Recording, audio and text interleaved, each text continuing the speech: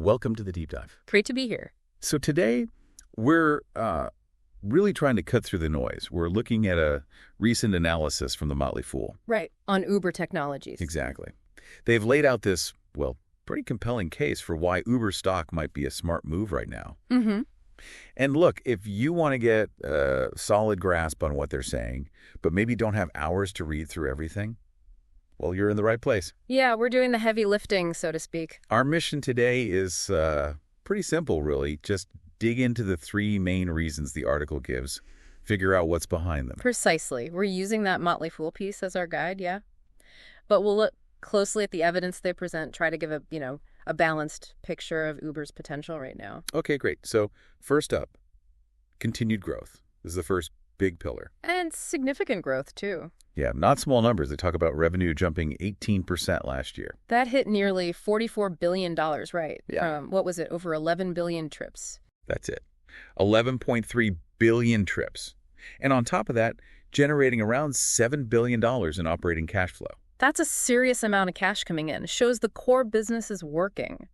But what's interesting, like you said, isn't just looking back. No, exactly. The article really stresses that analysts expect this kind of pace, this growth, to basically keep going, at least through 2027. Through 2027. So that suggests there's something pretty fundamental happening, right, with their business or the market. I think so. It points to more than just a good year. And then they zoom out, look at the whole industry picture. Which is important context. Definitely. They mention coherent market insights, forecasting over 13% annual growth for the whole ride-sharing sector. All the way through 2032, that's quite a runway. And they back it up with a similar prediction from Straits Research, too. Yeah. So it's not just Uber having a moment. No, it suggests the tide is lifting, well, maybe not all boats, but certainly the major players in ride-sharing. So for listeners, this sort of aha moment here could be realizing this isn't just niche. It looks like a potential long-term expansion. Why do you reckon those projections are holding up?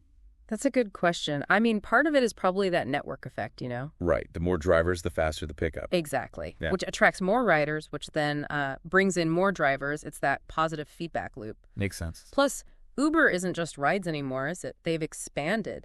Think Uber Eats, Freight even. That opens up more growth avenues. Good point. Diversification. Of course, you always have to consider potential bumps in the road, economic headwinds, that kind of thing. But the underlying trends, they do look pretty solid. Okay, so that's growth.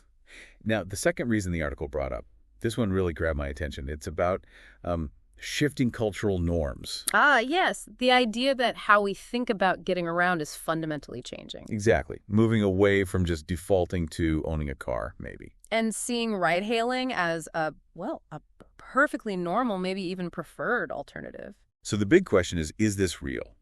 Is it a deep shift or just, a temporary thing? Well, the article presents some data suggesting it's more fundamental. They mention a Zipcar stat. Oh, yeah, I saw that. A third of Americans considering giving up owning a car by 2030. A third. That's potentially huge for how we structure cities, personal finance, everything. It really is. And the age breakdown is fascinating. Isn't it?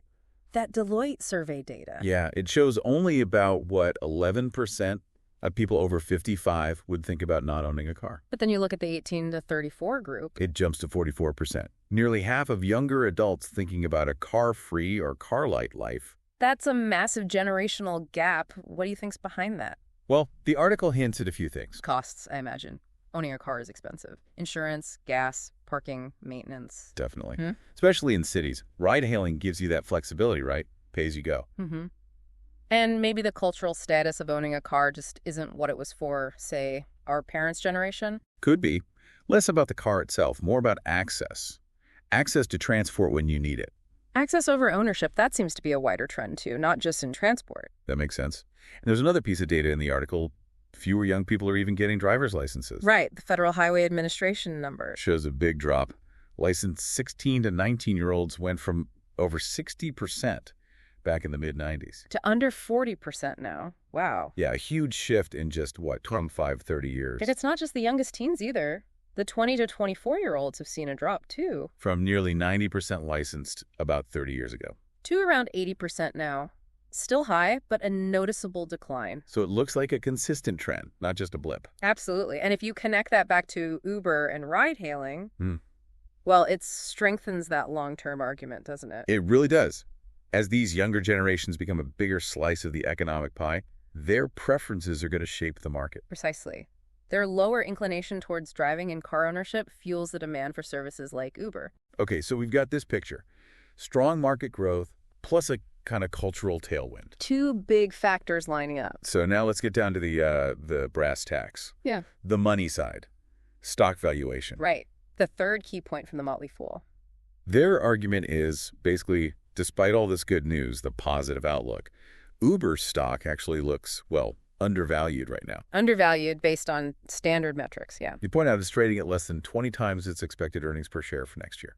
And those earnings are forecast around $3.32 per share. So yeah, less than a 20 PE ratio for next year's expected earnings. Which, for a company still growing at the rate we discussed, can be seen as pretty reasonable, even attractive in today's market for growth stocks. and here's where it gets maybe even more compelling for potential investors. The acceleration. Yeah, the article projects profit growth will actually speed up, earnings per share potentially hitting $4.46 by 2027. Okay, $4.46 in 2027. So if that holds true, today's stock price values the company at only about 15 times that 2027 number. Right, so paying 15 times the earnings expected 3 years out. The Motley Fool is basically saying, for this kind of growth potential, that looks like a good deal, a bargain even. So why? Why would the market be undervaluing it, if that's the case? Good question. What are your thoughts? Well, sometimes the market takes time to catch up, right? Especially with companies that maybe had a rockier path to profitability early on. Like Uber did, lots of investment, burning cash for a while. Exactly. So there might be some lingering skepticism. Or maybe investors are just in a wait-and-see mode, wanting to see consistent profits over a longer period. That makes sense. Market sentiment isn't always perfectly rational in the short term. Definitely not. But the analyst community, the professionals who follow this stock closely, they seem largely on board with the positive view. Yeah, the article mentions the consensus price target.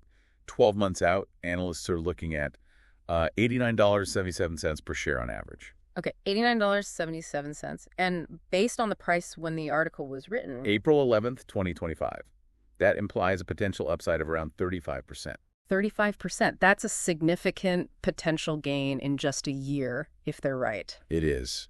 And most analysts covering Uber rate it a strong buy. Which adds weight, you know? It just shows a broad agreement among those studying the company that things look positive. Doesn't guarantee anything, obviously. No, never does. But it reflects a general optimism. Mm-hmm. Now, we should be balanced.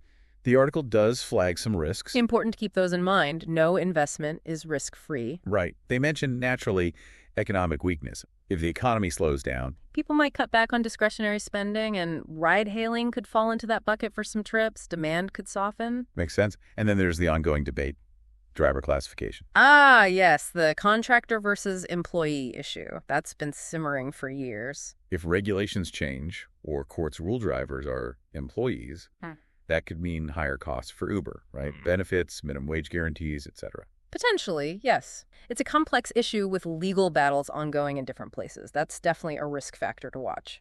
So, valid risks. But the article's takeaway seems to be that, on balance, the potential rewards seem to outweigh these risks, especially for investors who are patient, who have a longer time horizon. right. They acknowledge the stock price could still bounce around a lot in the short term. Right. Volatility is possible. But the bottom line, according to their analysis, is that there's perhaps less risk and more reward than is currently priced in. Interesting phrasing. It suggests they see an opportunity where the market maybe hasn't fully appreciated the growth story or the impact of those cultural shifts we talked about. Okay, so let's try and wrap this up for everyone listening. We've really dug into this Motley Fool analysis on Uber. Yeah, unpacked the core arguments. And it seems to boil down to three key things. First, that strong ongoing growth in ride-sharing, both for Uber and the market overall. Check. Reason one? Second, that fundamental cultural shift, especially among younger people, moving away from car ownership towards services like Uber. A generational tailwind? Reason two.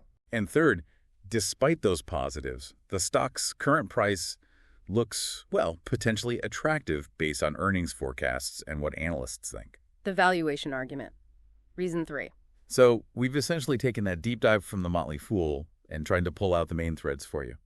A bit of a shortcut to understanding their case. And hopefully, by looking at the why behind each point, the data, the reasoning, it gives you a clearer picture of why Uber is getting this kind of attention right now. Absolutely. Now, thinking about this whole picture, technology changing industries, consumer habits evolving, financial markets trying to figure it all out. It's a lot of moving parts. It really makes you wonder, doesn't it? Mm. What other big established ways of doing things, other industries, other norms, might be nearing a similar kind of fundamental shift? Interesting question. Where else could these forces, tech, changing tastes, money converge? Exactly. Where might the next unexpected opportunities or maybe even major disruptions be brewing that perhaps we aren't quite seeing clearly yet? Definitely something to think about long after this deep dive is over. Food for thought.